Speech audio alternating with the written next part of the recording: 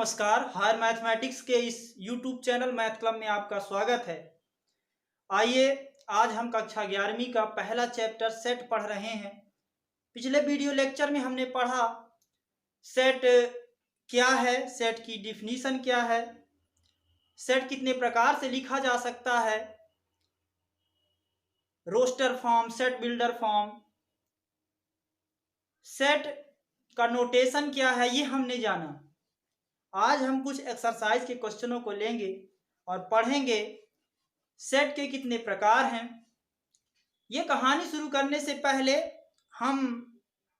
मैं एक छोटी सी बात कहना चाहूँगा। पिछले वीडियो लेक्चर के माध्यम से कुछ ऐसा पता चला कि हिंदी मीडियम और इंग्लिश मीडियम वालों को कुछ प्रॉब्लम हो रही है, तो मैं उनसे यही कहना चाहूँगा कि आप पढ़ना क्या चाहते हैं। आप सेट पढ़ना चाहते हैं, समुच्चय पढ़ना चाहते हैं गणित में। क्या मैं आपको वह समुच्चय समझा पा रहा हूं कि नहीं, और आप समझ पा रहे हैं कि नहीं। यदि इंग्लिश मीडियम वाले होंगे तो कुछ हिंदी के शब्दों को समझ पाएंगे, और यदि इंग्लिश मीडियम वाले हैं तो आप हिंदी के कुछ शब्दों को समझ पाएंगे, और यदि आप हिंदी मीडियम वाले हैं तो कुछ इंग्लिश में उन शब्दों के नाम जान पाएंगे। आइए शुरू करते हैं।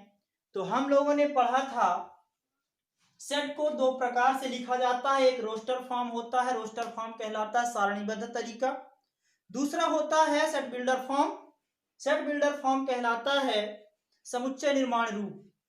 समुच्चय निर्माण रूप से पहले एक क्वेश्चन है, सेट दिया गया है, इसमें यह बताना कि जो एलिमेंट्स दिए गए हैं क्या इस सेट के अंदर हैं या नहीं।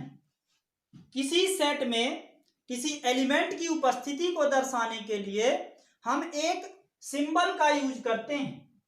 यह ग्रीक सिंबल है, इसे एप्सिलॉन कहा जाता है। एक बार फिर से बोलेंगे, एप्सिलॉन। यह यदि ऐसा लिखा जाए कि small a belongs to set A, इसका अर्थ है A is an element of the set A, अर्थात जो स्मॉल a है इस समुच्चय A का अवयव है। यदि स्मॉल a इस समुच्चय A का अवयव नहीं है तो इसे लिखा जाएगा A is not belongs to set A, A belongs to set A is not belongs to set A, अर्थात समुच्चय A में A उपस्थित है, समुच्चय A में A उपस्थित नहीं है। ठीक इन प्रश्नों में इन्हीं सिंबलों का यूज करना है। आप देख सकते हैं ये समुच्चय हमारे सामने है A, जिसमें ये अवयव लिखे गए हैं। क्या 0 इस समुच्चय के अंदर है? आप देख सकते हैं 0 इस समुच्चय के अंदर नहीं है, तो इस सिंबल का यूज करेंगे। 5 इस समुच्चय के अंदर है तो इस सिंबल का यूज करेंगे। 3 इस समुच्चय के अंदर है तो इस सिंबल का यूज करेंगे। 9 इस समुच्चय के अंदर नहीं है तो इस सिंबल का यूज करेंगे। आपने देखा कि कितनी आसानी से हमने इन प्रश्नों को हल किया। आगे कुछ क्वेश्चन दिए गए हैं, समुच्चयों का रोस्टर रूप लिखना है। रोस्टर रूप कल आप लोगों ने समझा है पिछले वीडियो में कि रोस्टर रूप क्या कहलाता है, अर्थात सारणीबद्ध तरीका। और यह समुच्चय निर्माण रूप लिखा गया, अर्थात इनमें किसी कॉमन प्रॉपर्टी को लिखा गया है और हमें उस सारणीबद्ध तरीके से इन समुच्चयों को लिखना है। तो सबसे पहला प्रश्न के लिए आप देखिए कि लिखा क्या गया, x सच दैट x एक ऐसी संख्या है जो 6 से कम है, लेकिन वो प्राकृत संख्या है। प्राकृत संख्याएं 1 से प्रारंभ होती हैं, तो 6 से कम तो हम लिखेंगे किंतु 1 तक ही लिखेंगे। 6 से कम 1 2 3 4 5, ये आ गया। अगला क्वेश्चन है, x सच दैट x एक पूर्णांक संख्या है। पूर्णांक संख्या लिखना है, वो भी 3 से बड़ी और 10 से छोटी। तो 3 से बड़ी और 10 से छोटी पूर्णांक संख्याएं हम जानते हैं कौन कौन सी होती हैं। यह ऋणात्मक भी हो सकती हैं, धनात्मक भी हो सकती हैं, सम भी हो सकती हैं, विषम भी हो सकती हैं। यह 3 से बड़ी तो कौन क्या आ जाएगा, 3 से बड़ा पूर्णांक 4 5 6 7 8 9। अगला question, x such that x अभाज्य संख्या है जो 60 का भाजक है। अब अभाज्य संख्याएं क्या होती हैं आप जानते हैं, जिनमें किसी भी संख्या का भाग नहीं जाता। सबसे छोटी अभाज्य संख्या 2 है, उसके बाद 3 5 7 11 13, इस टाइप से अभाज्य संख्याएं हैं। इसमें ऐसी अभाज्य संख्याएं लिखना है जो 60 को विभाजित कर दें। तो 2 का भाग 60 में चला जाता है तो 2 लिख देंगे, 3 का भी भाग चला जाता है तो 3 लिख देंगे, 5 का भी भाग चला जाता है, आप देखेंगे तो वो भी लिख देंगे। क्या इसके बाद 7 का भाग जाएगा, 11 का भाग जाएगा, 13 का भाग जाएगा, तो आप देखेंगे कि इन किसी भी संख्याओं का भाग नहीं जाएगा, अर्थात 2, 3, 5 इस सेट के एलिमेंट आएंगे। अगला क्वेश्चन है स्कूल शब्द के सभी अक्षरों का सेट। स्कूल शब्द के सभी अक्षरों का सेट।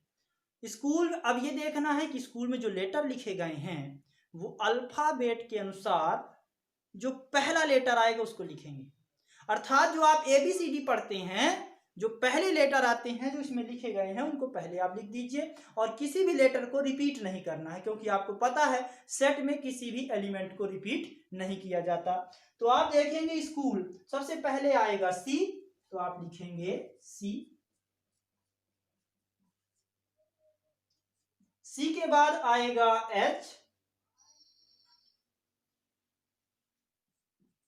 इसके बाद आएगा L, इसके बाद आएगा O और इसके बाद आएगा S। तो ये कुछ क्वेश्चन थे, आइए इसे नोट कर लीजिए आप, इसके बाद आगे के क्वेश्चनों को हल करते हैं।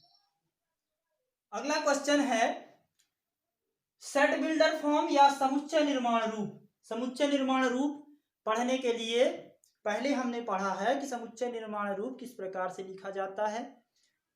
यदि कोई समुच्चय जो सारणीबद्ध तरीके से लिखा गया है, यदि आप उसे समुच्चय निर्माण रूप में लिखते हैं तो पहले उसके एलिमेंट को देखेंगे, क्या वह कोई कॉमन प्रॉपर्टी का पालन करता है या नहीं। तो आप देखिए इसमें क्या कॉमन है, 2 के बाद 4 आ रहा है, 4 के बाद 6 आ रहा है, 6 के बाद 8 और 8 के बाद 10। सबसे पहले आप इस क्वेश्चन को यदि आप हल करते हैं तो लिखेंगे कि x सच दैट x। सबसे पहले आप लिख सकते हैं x सच दैट x। अब x कैसी संख्या है, x यदि हम ऐसे देखें कि 2 आ रहा, 2 के बाद यदि आप इसमें से 2 कॉमन करें तो 1 यहाँ बचेगा, 2 यहाँ 3, यहाँ 4 बचेगा, यहाँ 5 बचेगा, अर्थात 1 से लेकर के 5 तक की संख्याएं लिखी गई हैं जिसमें से 2 का गुणा कराया गया है। तो x सच दैट x एक ऐसी संख्या है जहां 2n है, और जो n है आपका वो क्या है, तो n देखेंगे कहां से कहां तक है, तो n आप देखिए 1 से लेकर के और 5 तक है। इस बराबर का भी चिन्ह करेंगे, चिन्ह का उपयोग करेंगे क्योंकि यहां 1 को भी लिया गया है। यदि 1 से बड़ी संख्या को लिया जाता तो इसमें बराबर का प्रयोग नहीं करते। 1 को लिया गया है, 2 का 1 में गुणा कराया गया तो 2 आया, 2 का गुणा कराया गया है तो 4 आया, 3 का और 5 तक गुणा कराना है। और ये n क्या है, जो आपका n है स्मॉल n, वो प्राकृत संख्या का अवयव है। ठीक है, इसके बाद आइए अगला क्वेश्चन देखते हैं। बी 3, 9, 27, 81, 243 इस समुच्चय में किस कॉमन प्रॉपर्टी का यूज किया गया है। सबसे पहले आप देखेंगे x such that x, x बराबर यहाँ 3 की घात 1 है, 3 की घात 2 बराबर 9, 3 की घात 3 बराबर 27, 3 की घात 4 बराबर 81 और 3 की घात 5 बराबर 243, अर्थात 3 की घात में अवयव लिखे गए हैं, और जो आपका n है वो 1 से लेकर के 5 तक है, क्योंकि 3 की घात 1 बराबर 3 और 5 बराबर 243। ये जो n है आपका वो यहाँ भी प्राकृत संख्या है, क्योंकि 1 से बड़ा, 1 से जो शुरुआत होती है इन संख्याओं की प्राकृत संख्याएं हैं। अगला सेट देखिए, अगला सेट है 1, 3, 5, 7, 9, तो यहां लिखेंगे x सच दैट x। अब ये कौन सी संख्याएं हैं, 1, 3, 5, 7, 9, इसमें से 2 मिस है, यहाँ 4 मिस है, यहाँ 6 मिस, तो इस सम संख्याएं हटाई गई हैं, ये विषम संख्याएं हैं। तो x सच दैट x एक विषम पूर्णांक है।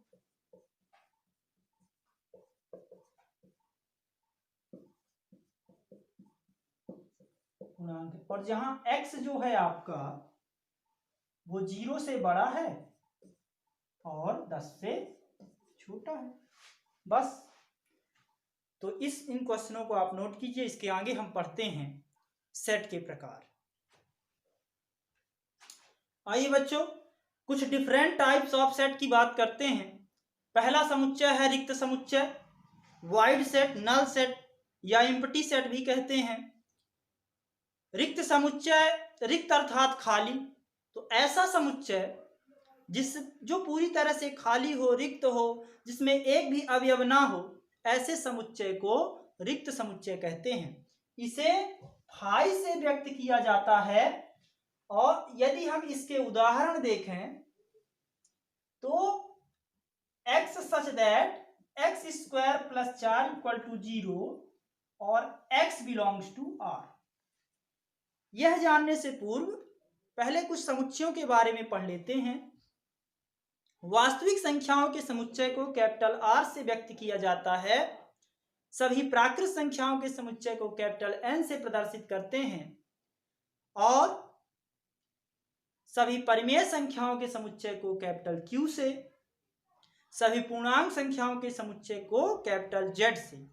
तो यहां पास जिस समुच्चय का उपयोग किया जा रहा है वो R का वास्तविक संख्याओं से, मतलब जो x का मान आए, वास्तविक मान जो आए वही इस सेट के अंदर लिखना है। तो आप देखिए कि x स्क्वायर बराबर -4, इसको हल करेंगे, पक्षांतर करेंगे तो x स्क्वायर बराबर -4 आ गया। अब इसे हल नहीं किया जा सकता वास्तविक संख्या के लिए, क्योंकि इसके अब काल्पनिक मूल आएंगे। x स्क्वायर बराबर -4 का वर्गमूल वास्तविक नहीं होता, काल्पनिक होता है। और यदि वास्तविक इसका कोई भी मूल हमें प्राप्त नहीं होता तो यह सेट रिक्त समुच्चय या नल सेट कहलाएगा। इसके आगे अगला सेट है सिंगलटन सेट, एकल समुच्चय, इकाई समुच्चय। ऐसा समुच्चय जिसमें केवल एक अवयव हो, ऐसे समुच्चय को एकल समुच्चय कहते हैं। उदाहरण देखिए, उदाहरण मान लीजिए x such that x square बराबर 4 है। x एक ऋण पूर्णांक है।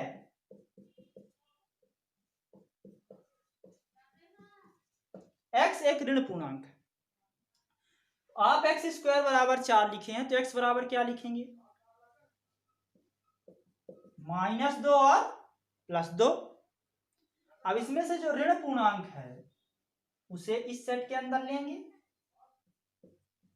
धन पूर्णांक को इस सेट के अंदर नहीं लिखेंगे, क्योंकि यहां लिखा हुआ है x एक ऋण पूर्णांक, इसमें केवल एक अवयव है, अर्थात इसे हम एकल समुच्चय कहेंगे। इसके आगे है परिमित समुच्चय। ऐसा समुच्चय जिसके अवयवों की संख्या निश्चित हो, जिसे गिना जा सकता हो, एक निश्चित संख्या है, वह परिमित समुच्चय कहलाता है।